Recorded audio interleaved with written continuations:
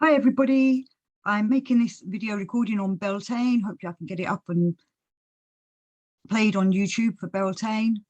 Beltane, that wonderful time where the new spring is coming, new energies are going around.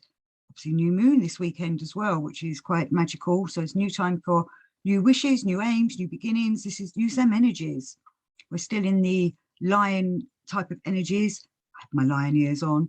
And for those of you that have seen my unicorn and lion video, will know that from half the year is lion energies, which is winter solstice to summer solstice, and then summer solstice to winter solstice is the unicorn energies. So we're still in lion times. So make use of this Beltane weekend. These energies will go on for a few days to grab a hold of and use to create your small aims and your wishes and your dreams. You know, the old adage, if you want more money, turn the money around in your purse, wallet, pocket on a new moon and such like. Let's make use of it all. But someone got in touch asking me, well, saying to me, I talk a lot about impartiality, and could I discuss it more? Because I haven't done a show actually on the Gurdjieff work and impartiality. So I've looked up a few quotes and such like. Mainly views from the real world, this is from, and all and everything, these ones will be. But being impartial is all part of working on the Gurdjieff work. And when you're developing yourself over time, impartiality will start coming through and working on you. Because as Gurdjieff reminds us from views from the real world, the human machine has something that does not allow it to remain impartial. That is, to reason calmly and objectively without being touched on the raw. At times, it is possible to free oneself from this feature by special efforts, and those special efforts are doing the work.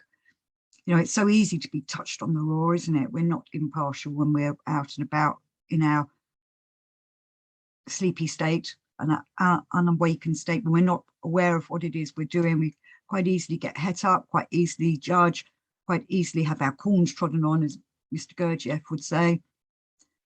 And we want to learn not to be like that. We work on ourselves to develop ourselves so that we don't react, and we start seeing things with an impartial stance, which is, as he says here, it's something to stand back from. He says, at times it is possible to free oneself from this feature by special efforts. You know, we have to put them special efforts in. And he reminds us in Meetings with Remarkable Men on page 58, I'm going to do page 58 and 59. An existence determinate and conscious, impartially evaluating itself, and in addition gifted with the capacity of all-round perfecting and independent unity. So becoming impartial, and as you said imperfect, then we're all imperfect, we're aiming to be perfect, to work with the divine. When we're being impartial, we're seeing everything from all sides. It's kind of like what Maurice Nicole will talk about. Sorry, I forgot to turn my phone off. Maurice Nicole talks about of the scales, and there's the scales going up and down, and we want to be in the middle. We want it to be level. So we're trying not to judge from the left or from the right. We want to see everything, but we need to understand the left and the right. We need to understand the ups and the downs. And doing that kind of work on ourselves means we also need to, it's kind of like psychological exercises. We need to understand how other people work. You know, there's some fantastic books out there on studying how, well, Gurdjieff himself writes about it all in his books. Seeing how people are, how they act or react. Most of the time they react. Very few people actually act. They react to things, why they're like that, how they're hurt because somebody did this to them and it carries on with them throughout their lives. Or, you know, there's that little story he tells about how a man gets up in the morning and his cup of tea's not there, so it gives him a bit of the ump, and then his newspaper's not arrived on time, so he's still got the ump. You know, and all these things accumulate in him, and he goes up to brush his teeth, and he drops the toothbrush. He goes to brush his teeth again, and he drops the toothbrush again, and, you know, it's like he's got the ump. So he goes out into the world to go to work, and as he's going down the road, you know, a pretty lady smiles at him, and that changes him completely. Suddenly he's like, gone, all them irks have gone.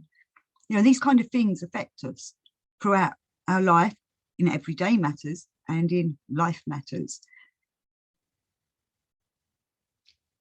So we have to work on ourselves and understand why these things happen to us, or why we feel like that, why we think like that. And beginning to understand ourselves, as the old adage is, know thyself. You can then work on yourself in a way that helps you to develop so that you do become impartial. You know, we've got to be able to see all and everything, as Gurdjieff names his fantastic book. But carrying on with life is real only then when I am.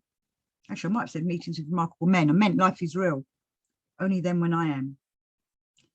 I hope in the moment of my last breathing to experience with no possible mental, sensitive or instinctive doubt the impulse sacred for a man, which was called by the ancient Essenes impartial self-satisfaction. Of course, we don't really know much about the Essenes. Some people call them a cult, but they were definitely a religious group, a theological group that were working on themselves so that they could then work with the divine. Some people talk about Jesus and John the Baptist were students of the Essene way. Until I get a time machine, I can't verify that.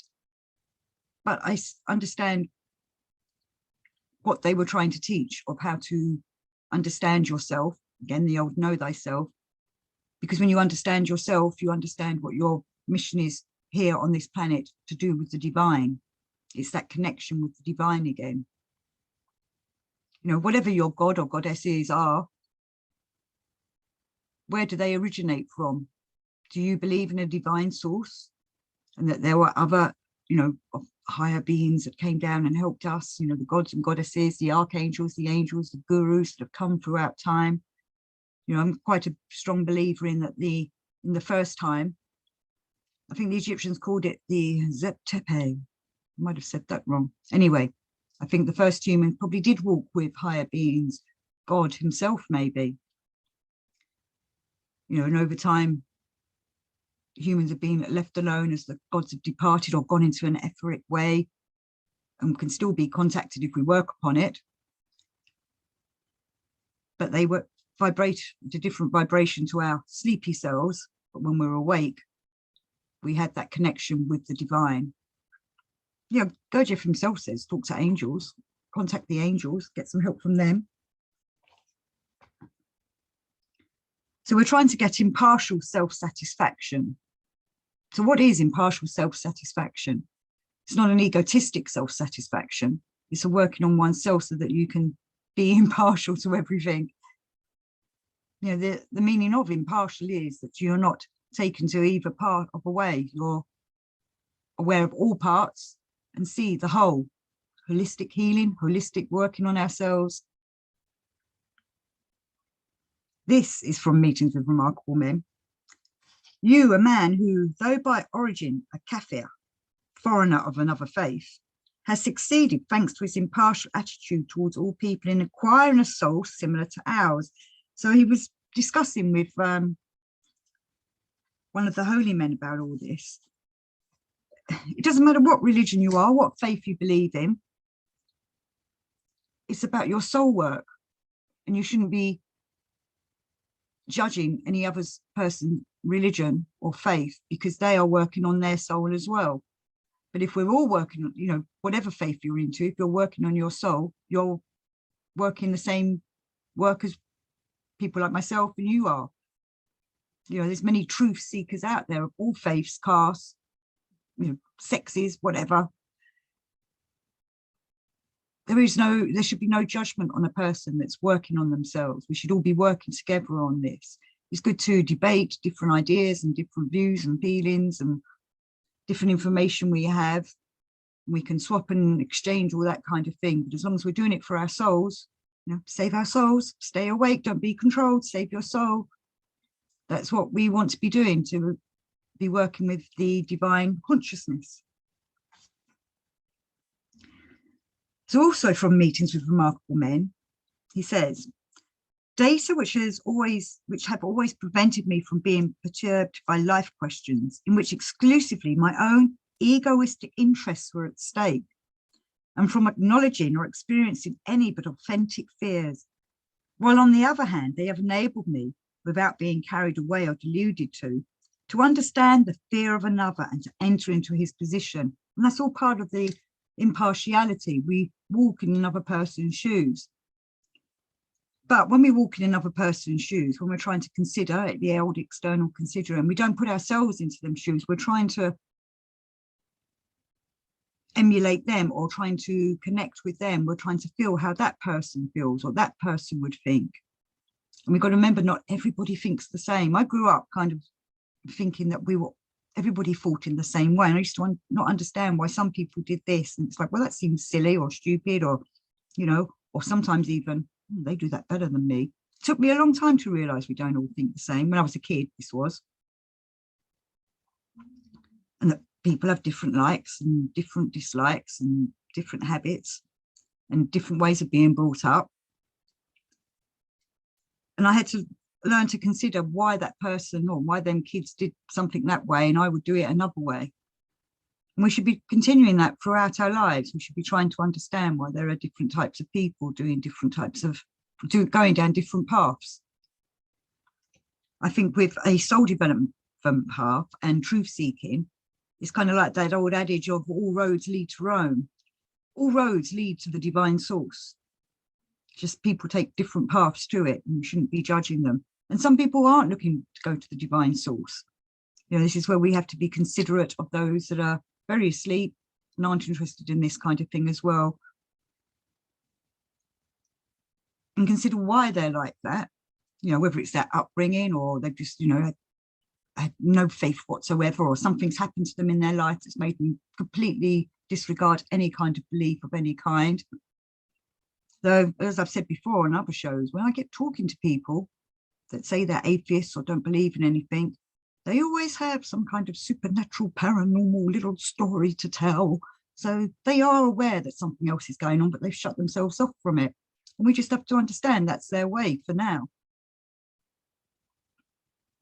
It's the old being considerate of why people are like they are, and looking at them, not looking down at them, but looking at them. What does it say? We're not laughing at anybody, we're laughing with people. I really disagree with laughing at people. We should be laughing together and enjoying life together. But obviously there's going to be people that don't consider what you're doing. So you've got the external coming into you as well, people that don't agree with what you're up to or what you're doing, or look down upon what you're doing, or think, like I used to have a lot of people thinking, oh, silly Debbie doesn't know what she's doing. Look at silly Debbie doing her, her faith stuff, her religious stuff, or whatever. Let them think that, I try to understand why they think like that. It's just their way. They're not being impartial. So continuing with meetings with remarkable men. The reputation of being an impartial man who humbly recognized and submitted to all the local conditions of life established by centuries, who, having been brought up by people with normally developed consciousnesses, has been able, no matter what the circumstances, always to be impartial. You do meet some people that are just born aware of impartiality and just naturally are it. But many of us, or I would say the majority of the human race, we're brought up in a way to judge, whether it's by our families, our teachers, our peers, our friends, I remember as a teenager myself, I used to just follow other teenagers, just wanted to be part of the gang. So I just went along with whatever they were doing, believed in whatever they thought about other kids and things, when really I should have been, well, I do know I was sometimes aware of some of the teenagers I hang out with were being a bit, let's say bitchy, is that like that elite little group that you want to be a part of because you want to belong, which is what most people are doing in their lives. They're trying to belong, but they don't know what they want to belong to. Well, when you do this kind of work, you suddenly realize you don't really need to belong to anything. You've got to be real to yourself, because trying to belong to something is being forced to yourself. You have to belong to you. And then you can belong to the world and to the universe and to the divine source.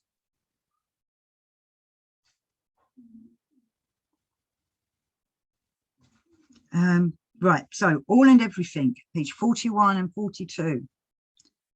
So Gurdjieff's right, this is in the first chapter, and he's writing about why he's going to write All and Everything. I shall, of course, write of the earth, but with such an impartial attitude that this comparatively small planet itself and everything on it shall correspond to the place which in fact it occupies, and which it must occupy in our great universe. The earth, this planet Earth, and all us on it are part of this great universe, and we're supposed to be working with the harmony of the law, the harmonious laws that are going around the whole universe. But for some reason, this planet and the, well, maybe the planet is, I'm talking about humans now, the humans on it aren't or do not seem to be working in harmony with the divine source. Now, there's lots of people out there that are, obviously, but we can see we live in this lunatic asylum. Things are not working in a harmonious way. As Gurdjieff says it's a lunatic asylum, and I love that because it is. I've always used to think this is a crazy world, but this planet is supposed to be part of that, and we all need to try and get on board with doing the work so that we can be part of his endlessnesses, the divine sources, creation, and all the harmony of the mechanics that are going round and round on this universe. But because we have free will, we have the choice whether to do it or not. I'm not saying in other planets and other universes they're being forced to work with his endlessness. There's something different about our planet. And Gurdjieff talks about how we were given a Kunda buffer, millennia ago. And this Kunda buffer made us see everything topsy-turvy, but that was because something had gone wrong in the creation of Earth and they needed to fix it, the angels and the archangels that were doing all the creating. So we were given this Kunda buffer so that we saw everything topsy-turvy. Then it was taken off us so that we could then start working in the laws and working for the planet, and hopefully we're supposed to be living in a harmonious universe. But we were so taken in by this Kunda buffer that when it was taken away from us, we still saw like that. We still saw everything topsy-turvy. And you probably notice people do see things topsy-turvy still. But people that are watching this video and others that study Gurdjieff and all these other people doing this kind of work, we're aware that there's something else, and that's what we're trying to get to. We're trying to develop ourselves so that we get caught up in the real world. All this is illusion. What this Kunda buffer did to us, it made us see everything in an elusive way. So we're not really living, or people aren't really living. But we doing this work are trying to live a real life. And he goes on to say, well, he's warning the reader now. This is about the Gurdjieff book, especially All and Everything. In case you decide to absorb my writings always with an impulse of impartiality and to understand the very essence of the things I've decided to elucidate. And Gurdjieff's writing is something we have to work on. We discussed it. He even says himself, we need to fathom the gist of what he's saying, because inside his writings is what we're supposed to be doing, and it works on you. Reading the writings is going into our subconscious and working on ourselves, and that's coming back out into our consciousness. It's quite subtle, takes time, but this is why it's so important to read his books. It's like an initiation in a way. But he says read All and Everything 3 times. First, as if you're reading a newspaper. Secondly, as if to somebody else, because that's quite a good way of learning a book and teaching yourself as well as reading to somebody else. And then the third way, you're really trying to fathom the gist so that you can become a developed person, the real I. And as I've said in other shows, we've got many eyes in us. We're trying to bring the real I out. And his aim for writing All and Everything should also be our aim. I'm not saying go and write All and Everything, but the aim that he was doing will help us if we take on this aim. And he says, I began as commanded from above to prepare my planetary body in order during my responsible existence to be able to be impartial. Our responsible existence. Are you living a responsible life? You know, if you can become a responsible person, you will become impartial, and then you'll be able to do the work.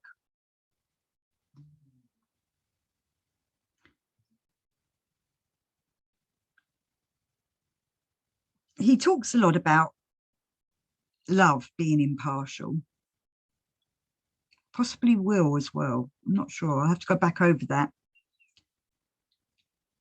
And he talks about, I've done a few programs on the statue of conscience that he talks about. And YouTube took down my picture of it because they didn't like it. But the statue of conscience was in Gurdjieff's book. So it had a lion's body, eagle wings, a bull body, lion legs. Sorry, I've got that wrong. A bull's body, lion legs, eagle wings, and above its neck, it had some amber, that special stone that can help us. And on top of that, on top of the amber, was a pair of breasts. Now, you can go and read all and everything, or watch my video, which tells you all about that. But here's just a little snippet from that. So that he's talking about the statue of conscience. The head is fixed to the trunk of the bull with amber, signifies that this love should be strictly impartial, i.e. completely separated from all the other functions proceeding in every whole responsible being. You know, impartial love, compassionate love, unconditional love is the way forward. And there's many types of love, but we want to be impartial in our everyday thinking, feeling, and being.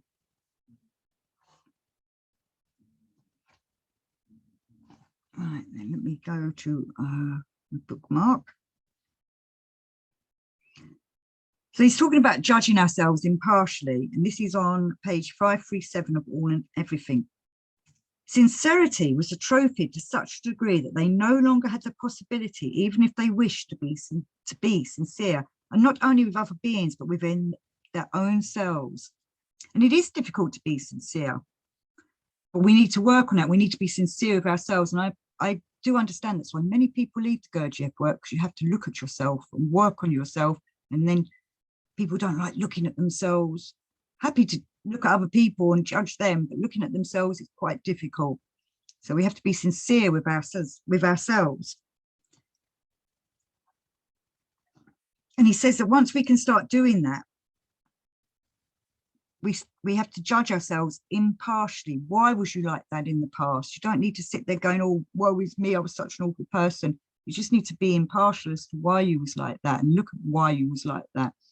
Or how other people affected you, you know, and gave you all your problems and your woes and, you know, your hang-ups and such like. We need to look at it impartially and work on ourselves so that we can.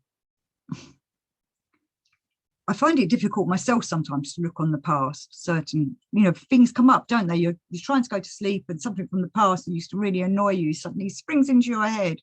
Personally, I think that's the demons putting the ideas into your head. But Gurdjieff says no, that's because we've not worked on it. We're not acting impartial towards it. We're still caught up in it. It still treads on our corns, as he says. So we need to, when that little thought comes into your head of something that was embarrassing or cringing or awful that happened in the past, we need to work on why it still affects us, because we can't let them kind of things hold us back.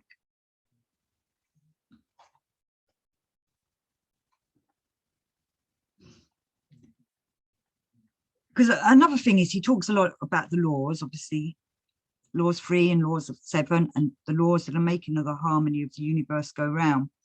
But if we start understanding them, we can start understanding why we're not connected up to them when we're asleep, and why we're working on ourselves. We will begin to connect with the divine laws and the planet going round.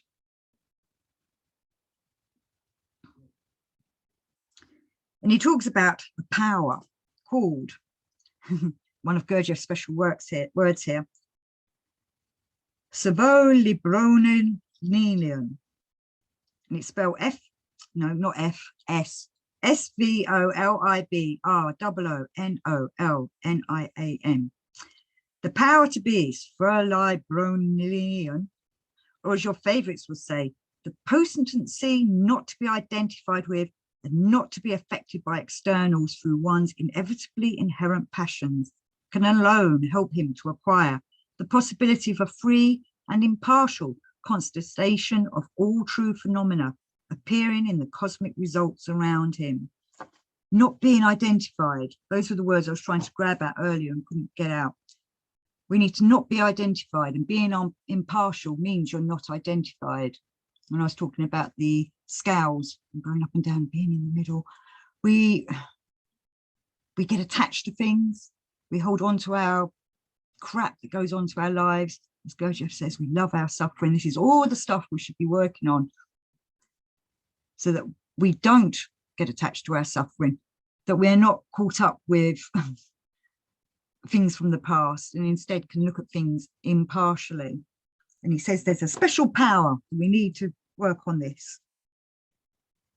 That was from page 817 of All and Everything. So that's, you know, as all the whole book's important, but if you want to learn more about impartiality, go and read them pages. The power to be, Sphero-Brunelian. I quite like that word. It's got a bit of the word library in it. So we're making a library in ourselves of all, you know, holding all the past crap. We need to empty that of all their rubbish books and put good books into the library. And by working on ourselves, as he says, this helps us to acquire the possibility for free and impartial constatation of all true phenomena appearing in the cosmic results around him. You start being aware of what's going on, of everything, all and everything. How wonderful is that? You know, you start seeing why people are like this, why certain actions are happening. And if you're understanding all the cosmology and you start looking into all the planets and everything, you start being aware of, right, this could happen, that could happen. As I was saying to you at the beginning, new moon, time for new change, new aims, making wishes. You become aware of all this kind of thing. You want to attune to it because you want to work with it. So I'm going to finish with some not. Sorry, I've got a frog in my throat now. And Charles Knott reminds us that a man can choose only when he's free inside. Most of the time, we think we're choosing, we're not. We're being mechanical and just following along or doing something, or being told what to do, even though we think we're making our own choices. But we're only making our own choices when we're real, when we're free, when we're a real I. So a man can choose only when he is free inside. An ordinary man cannot choose, cannot sum up the situation quickly and impartially. For with him, his external is his internal. We put what's outside inside ourselves, and we should be working on our insides and putting that outside. It is necessary to work on oneself, to learn to be unbiased, to sort out and analyze each situation as if one were another person. And only then can one be just. And only when you can be really impartial as regards yourself will you be able to be impartial towards others.